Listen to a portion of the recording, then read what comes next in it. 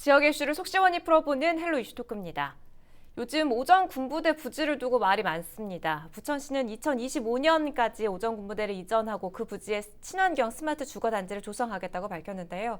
최근 군부대 부지에 토양 오염 조사가 필요하다는 주장이 제기됐습니다. 과거 한 차례 토양 오염 조사를 벌였지만 주거지로 조성이 되는 만큼 좀 더 높은 잣대 조사가 필요하다는 건데요.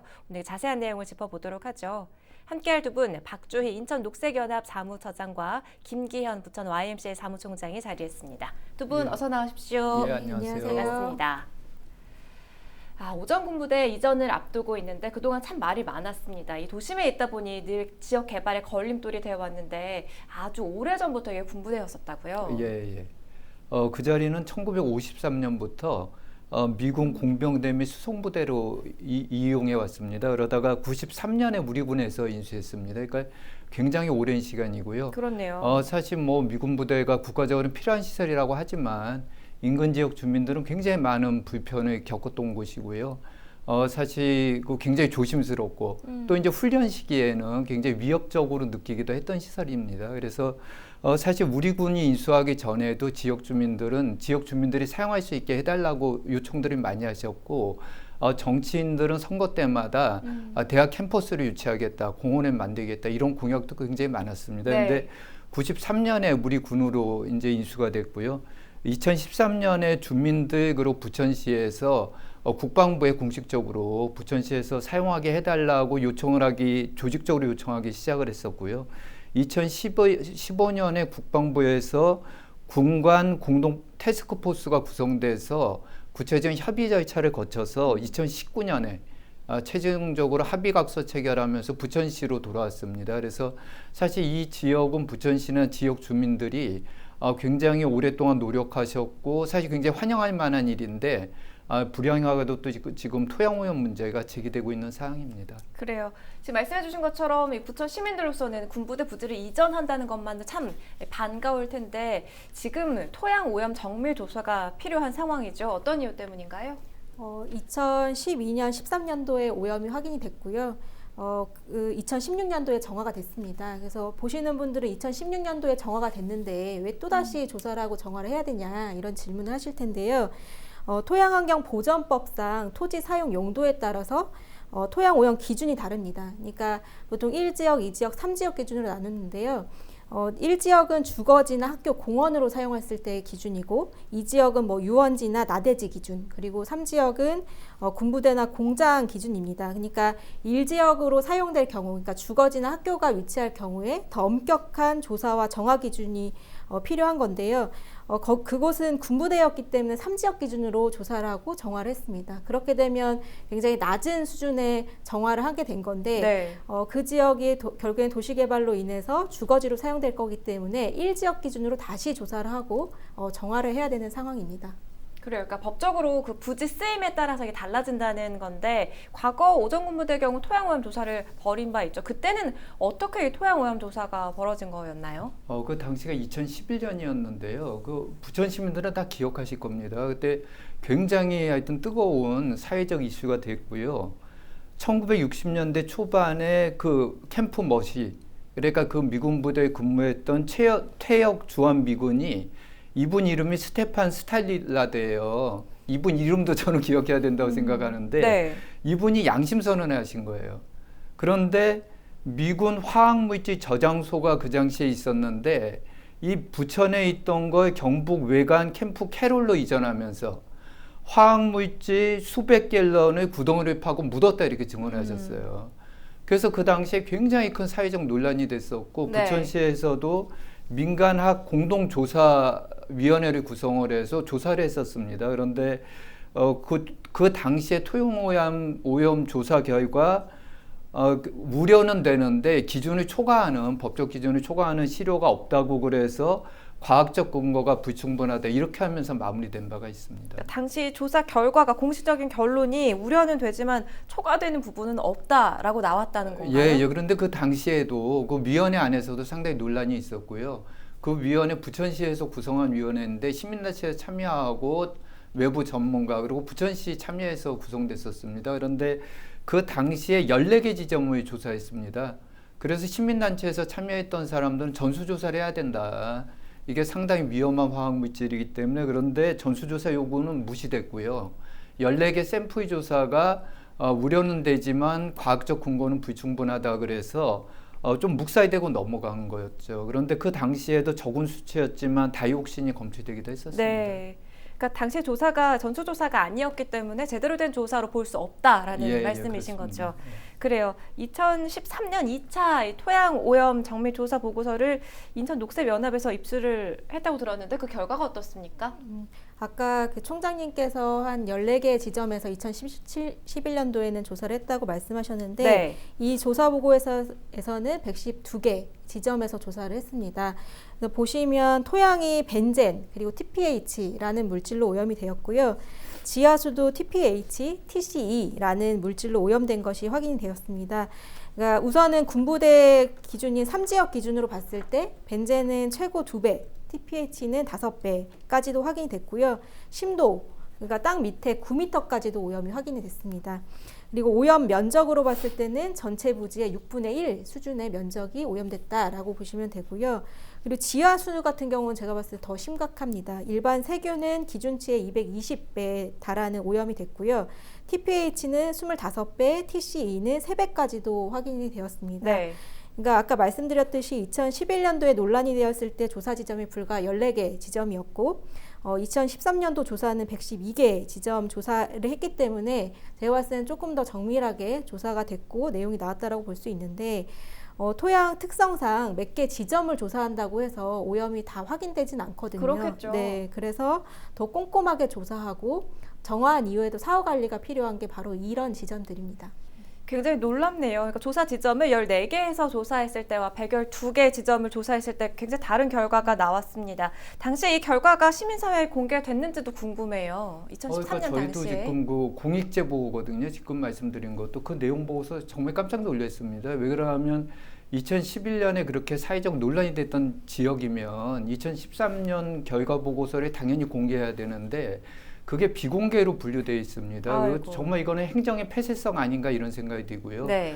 이게 무슨 군사 정보도 아니고 무슨 개발 정보도 아니고 시민의 건강과 직결된 문제인데 그렇죠. 그러면은 문제가 있다고 하더라도 이런 내용을 시민들에게 투명하게 공개를 하고 해결책을 함께 모색해야 됐는데 이런 것들은 전혀 없었던 게 사실입니다. 아직까지도 공개는 되고 있지 않은 예, 점이죠. 그렇습니다. 참 이해가 안 되는 게 이게 아무리 토양이라고 할지라도 조사 지점을 넓힌다고 해서 이렇게까지 다른 결과가 나올 수가 있는 걸까요? 제가 봤을 때는 충분히 가능할 수 있다라고 보기도 하는데 처음에 14개 지점을 어떻게 선정했는지 그거에 대한 것도 한번 판단을 해봐야 될 것 같습니다. 네, 그러니까 지점이 선정이 어떻게 되느냐에 따라 결과가 판이하게 달라질 수 있다라는 말씀이신 거죠. 그렇죠. 그래서 만약에 국방부 쪽에서 정보를 알고 있었는지 부천지 쪽에서 정보를 알고 있었는지 그래서 14개 지점을 어떻게 선정하게 됐는지 그런 거에 따라서 제가 봤을 때는 결과가 많이 달라지지 않았을까라는 생각도 듭니다. 네, 그 앞서 말씀해주신 그 성분 가운데 석유 총탄화수소라는 게 있던데 그 어떤 물질인지 궁금하고 또 부평에서는 다이옥신까지도 검출이 됐는데 오전 군부대는 뭐 그 수준까지는 아니다라고 볼 수 있을지도 궁금하거든요. 그 우선은 토양환경보전법상 토양오염 물질이 24개로 분류가 되는데요. 네. 아까 말씀하신 TPH 석유계 총탄화수소는 이제 유류오염 오염 물질로 보시면 되고요. 네. 그리고 TCE 같은 경우는 금속이나 기기를 세정하는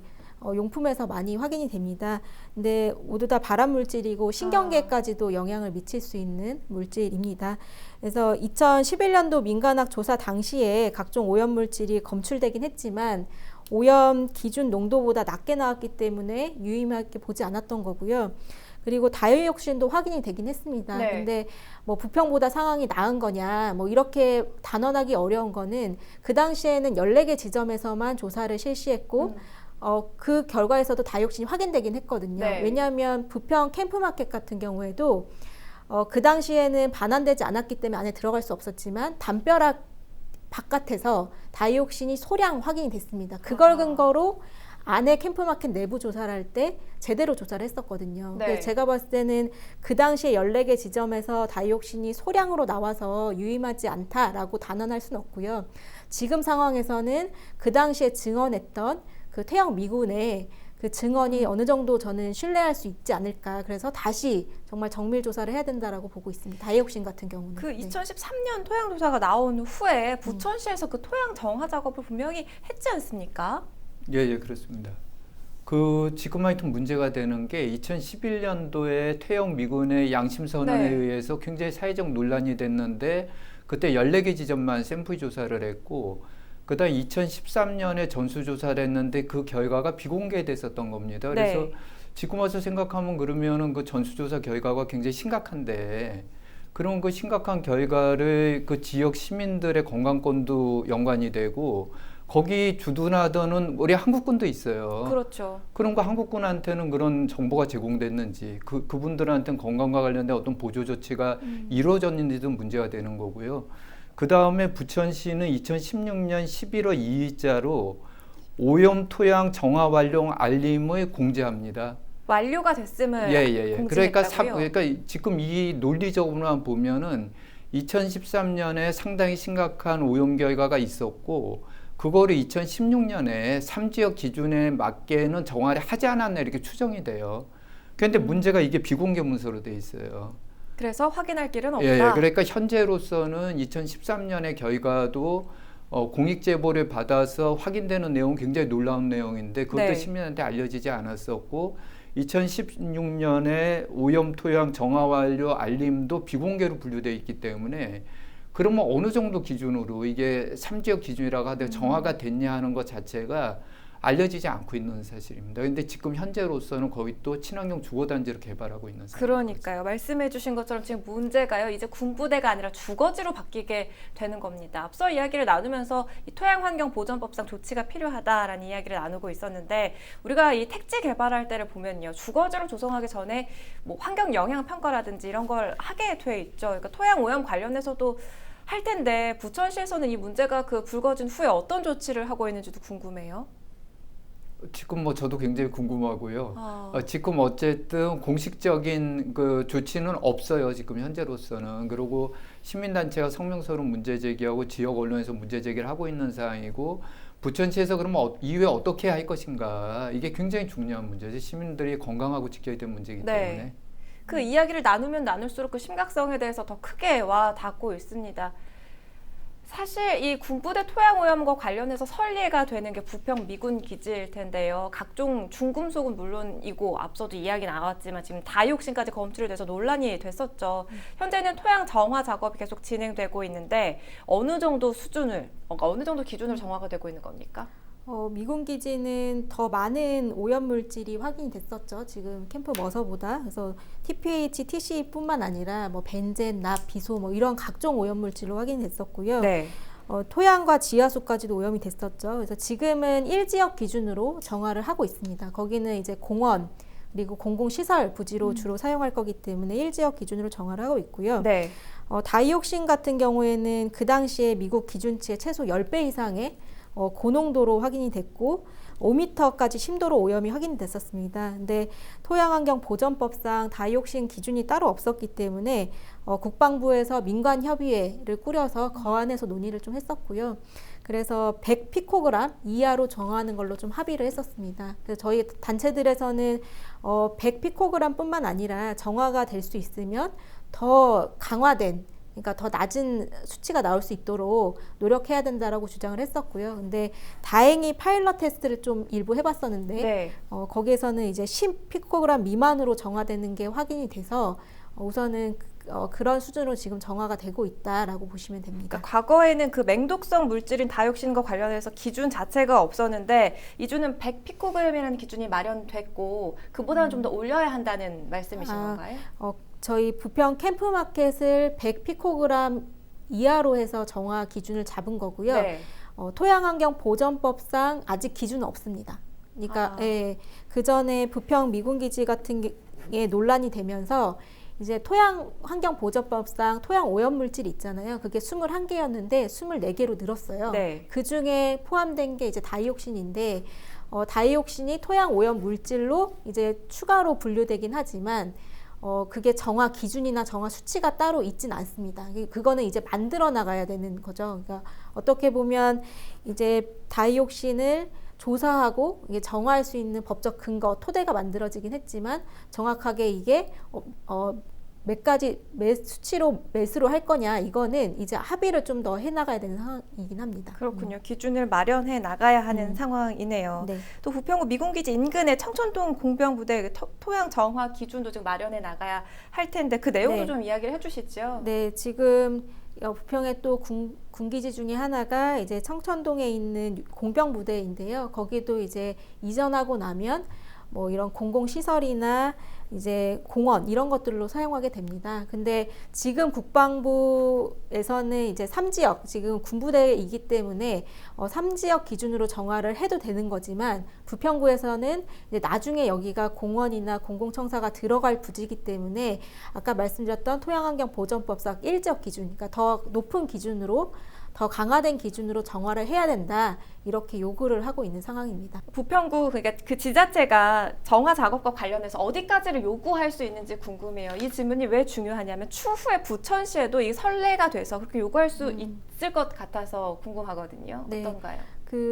보통 지자체 같은 경우에서 토양오염이 확인되면 토양오염 정밀 조사 명령을 내릴 수 있고요. 명령을 내릴 수 있고요. 그리고 토양 정화 명령을 또 내릴 수 있습니다. 그러니까 어떻게 보면 기초지자체가 그 역할을 할 수 있다. 그래서 부평구 같은 경우에도 그런 역할을 하고 있고, 굉장히 적극적으로 행정을 한다고 볼 수도 있겠네요. 네, 그래서 뭐 캠프마켓뿐만 아니라 지금 그 공병부대 같은 경우, 청천동에 이천 공병부대 같은 경우도 지금 나중에 공원이나 그리고 공공청사가 들어올 예정이거든요. 그래서 국방부에 여기를 조금 더 높은 기준, 그러니까 정말 나중에 공원과 공공청사가 들어올 수 있는 부지로 사용될 테니 그 기준으로 정화를 해달라고 요청한 상황입니다. 그걸 봤을 때 지자체가 적극적으로 요구를 하면 아마 이렇게 정말 정화를 높은 수준을 할 수 있다, 이런 선례라고 보여질 수 있습니다. 네.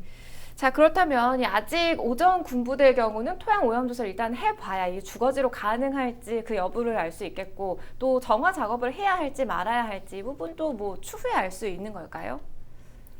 그렇지는 않고요. 그러니까 제가 생각할 때는 2013년도 전수조사 결과, 지금 그다음에 비공개로 되어 있는 2016년도 정화 조치 결과만 판단을 해도 이후에 어떻게 할 것인가 판단은 될 것 같습니다. 그런데 문제는 어쨌든 이게 토양을 대규모로 오염시킨 거잖아요. 이건 1차적으로는 미군 책임이고 그다음에 2차적으로는 국방부 책임인 거죠. 그래서 어떻게 보면 미군에서 국방부로 넘어올 때 미군에서 철저한 조치를 하고 본인들이 예산 투입도 해서 철저한 조치를 하고 국방부로 넘겼어야 되는 거고요. 그다음에 국방부에서 2019년도 부천시로 합의계획서에서 군부대 이전하고 부천시로 넘기기로 결정할 때 부천시에서 철저하게 조사하고 토양 회복을 했었어야 되는 상황인 거죠. 그러면 이제 지금 시점에서 어떻게 할 것인가 하는 건데 부천시는 거기 친환경 주거단지로 지금 만들다고 하고 있잖아요. 그러면 시민단체에서 근거를 가지고 제기되어 있는 의혹에 대해서 철저하게 공개하고 그거를 민간 합동조사위원회를 구성을 해서 인근 지역 주민만이 아니라 환경 관련된 전문가들 그리고 시민단체 참여를 해서 철저하게 그 사항에 대해서 문제 해결을 해야 되지 않나 그렇게 생각을 합니다. 재조사가 필요한 이유, 시민 여러분들이 좀 중점적으로 확인해야 할 부분에 대해서 마지막 정리해 주시죠, 사무처장님. 네, 그래서 아까 총장님 말씀하신 것처럼 2016년도에 정화되고 나서 그 결과 보고서가 있을 겁니다. 네. 그래서 그거를 공개를 해야 되고요. 만약에 공개하지 않으면 정보 공개 청구 소송이라도 해서 시민들은 그 결과를 받아보고 이후에 정말 정밀 조사를 다시 한번 할 수 있게끔 하는 게 필요하지 않을까 싶고요. 그리고 그 토양 오염은 눈에 보이지 않기 때문에 완벽하게 정화하는 게 어렵습니다. 그래서 지금 2016년도 조사 이후에 어떻게 정화가 됐는지도 확인해야 되고요. 그리고 또다시 1지역 기준으로 정화를 한다 하더라도 이게 땅속이 보이지 않기 때문에 정말 완벽하게 정화가 됐다라고 확언할 수 없는 상황입니다. 그래서 사후 관리에 대한 부분도 정말 중요하지 않을까. 예를 들어서 인천 문학산해 같은 경우도 20년 만에 토양 오염 정화가 완료됐어요. 하지만 지금 사후 관리가 계속 필요하다라고 해서 그 부분을 계속 체크를 하고 있거든요. 네. 그래서 토양 오염 같은 경우에는 계속 꾸준히 사후 관리가 필요하지 않을까 싶습니다. 네, 오전 군부대 토양 오염 재조사 필요성에 대해서 오늘 짚어봤습니다. 헬로 이슈토크가 준비한 소식은 여기까지입니다. 시청해주신 여러분 고맙습니다.